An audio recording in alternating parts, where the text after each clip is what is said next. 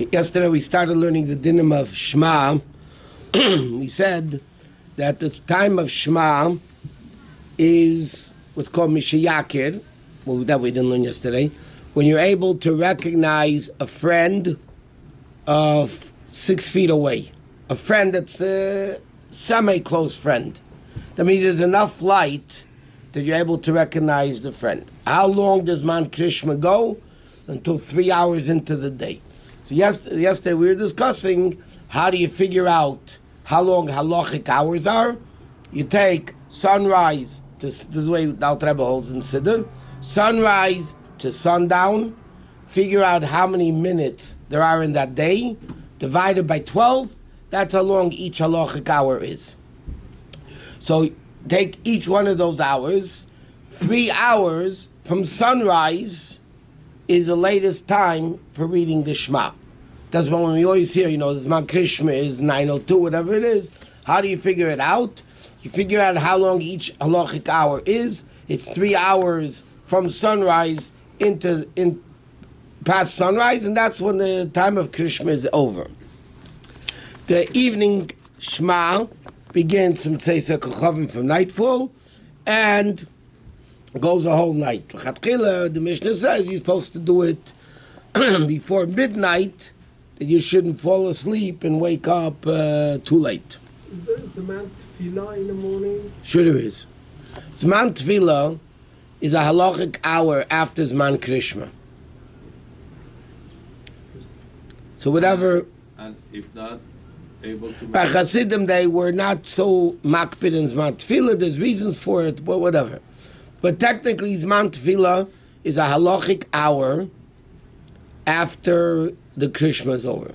What does it mean Tefillah? The Shemona Esrei. No, the Shemona Esrei. Shemona Esrei has to be Salpidin until Zman Tefillah. B'diavad until Chatzais. Midday.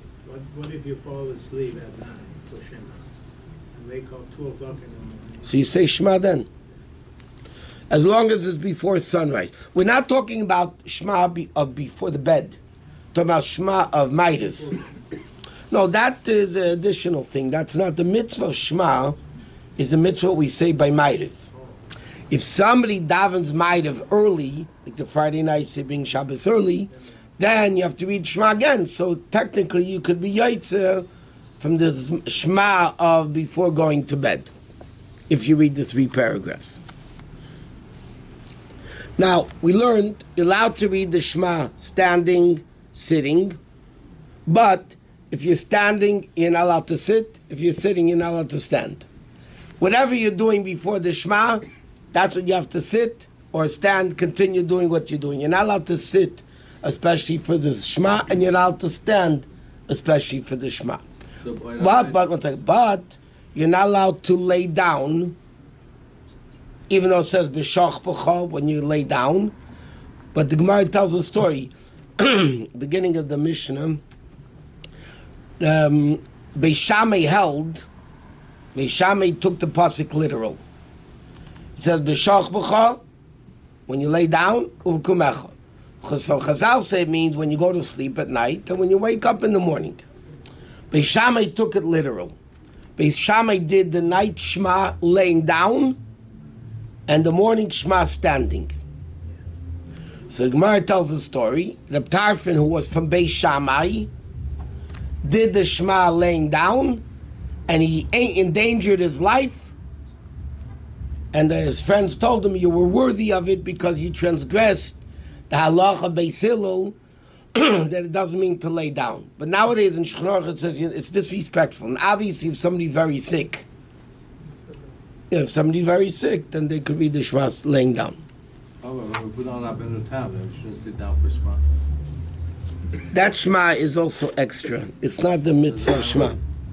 Oh, that's only for the mitzvah Shema? Yeah, we're talking about the mitzvah Shema. That's why it's interesting. Not allowed to, a lot of places.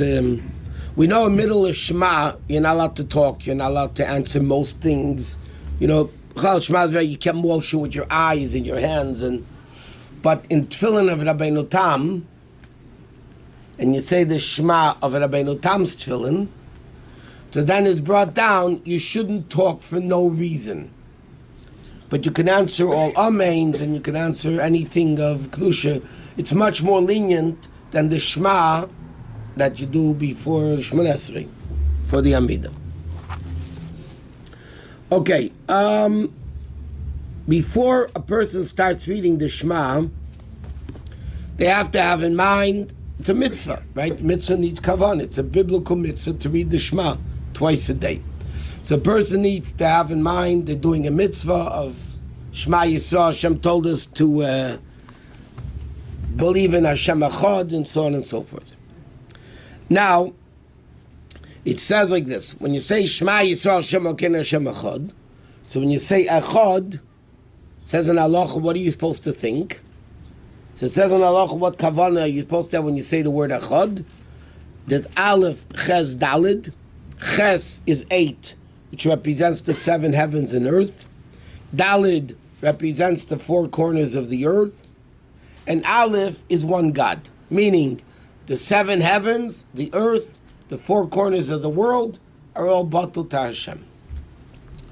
And therefore the Gemara says, when you say Echad, you should lengthen a little bit the Echad. But it says in halacha that you have to be very careful, because a lot of times you hear people saying Shema and they want to they go Echad. That's not the word. The word is Echad. You can't add a bunch of olives. Yeah, it's not, you're not yet to the word. So you have to say Echad. You can have the kavanah could go a little bit longer, but you have to make sure that you say the word correctly. If you say Echad, then you're not Yotzei the Shema, because you're not saying the word correctly. How about saying some people say Echad? That's good. The D is. Yeah, it says that you're supposed to emphasize the Dalid. The Gemara says that, yeah. Now, why do you cover your eyes when you say Shema? So it says to be able to have more kavanah. Nothing should distract you. So you cover the eyes, you should be able to focus on the pasuk of Shema Yisrael Hashem Elokeinu Hashem Echad. Right after Shema Yisrael Hashem Elokeinu Hashem Echad, we say Baruch Shem Kved Malchus Leil V'Ed quietly. With eyes closed. No. Shema Yisrael Hashem Elokeinu Hashem Echad, you say with your eyes closed, with your hand over your eyes. Then you open your eyes and you say Baruch Shem Kved Malchus Leil V'Ed. Supposed to take your glasses off if you wear glasses? You don't have to. I mean, some people do, but you don't have to. They don't want to get their glasses dirty.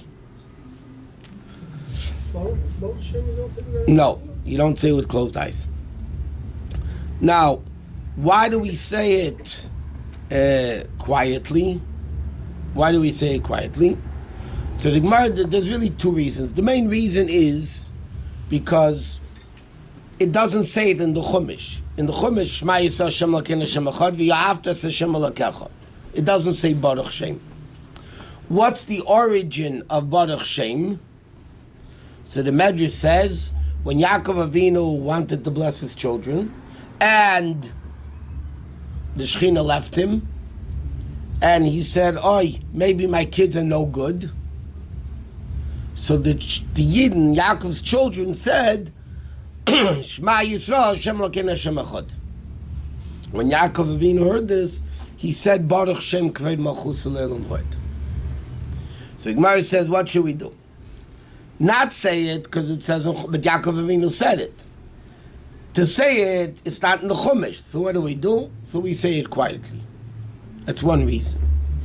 Another reason why we say Baruch Shem Kved Malchus Leil V'Ed quietly is because it says in another medrash that when Moshe Rabbeinu went up to Har Sinai, he heard the angels singing Baruch Shem Kved Malchus Leil V'Ed, so he stole it from the angels. He brought it back down to earth. So as we know, when you steal something, you don't publicize it. You don't publicize the goods. So therefore, we say it quietly. On Yom Kippur, we're all angels. So then we could say it out loud, but during the year, not. Why not saying it in Aramaic? So the angel will not know. Because the whole greatness of it is in Hebrew. In fact, it says in Kabbalah, and the Alter Rebbe brings it down in Tanya, Shema Yisrael Shem Elokeinu Hashem Echad is 6 words. Baruch Shem Kved Malchus Leil Voed is 6 words. Shema is what's called Yichudi Law, the higher level of unity, that only God exists, nothing else exists. And Baruch Shem Kved Malchus Leil Voed is again the level that the world exists, but it's Batul Tashem is called Yichudi Tato. Okay, now when you say the Shema, it's interesting. Even though by Chassidim they weren't careful to daven according to diktuk. You know, there's Hebrew grammar. So a lot of people, when they daven according to grammar.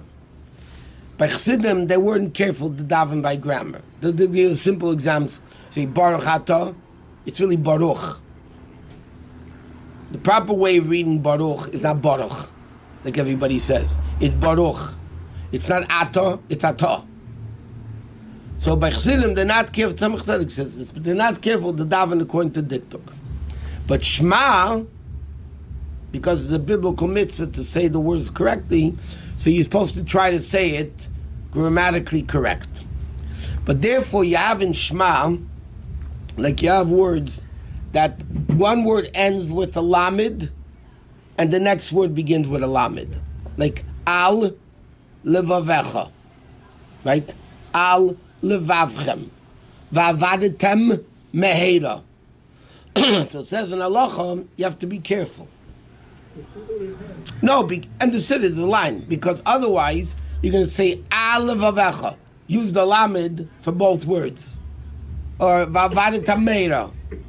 So it says you have to make sure to pronounce every word. Al levavecha, va'avadetem mehera. Make sure every word is pronounced clearly. What? Not in the first minute, there's no time for that.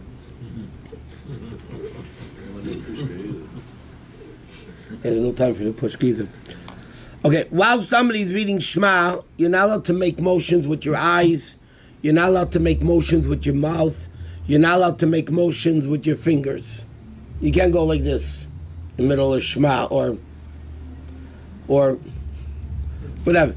You're not allowed to do any motions during the Shema. But if it's for the sake of a mitzvah, you could do it in the second paragraph of Shema. Like you want to show somebody something that they're doing wrong or whatever, so then you could show them in the second paragraph of Shema. If you do, you have to start from the beginning? No. You don't have to start from the beginning, but it's not the right thing to do. It's disrespectful. Okay, we'll finish here.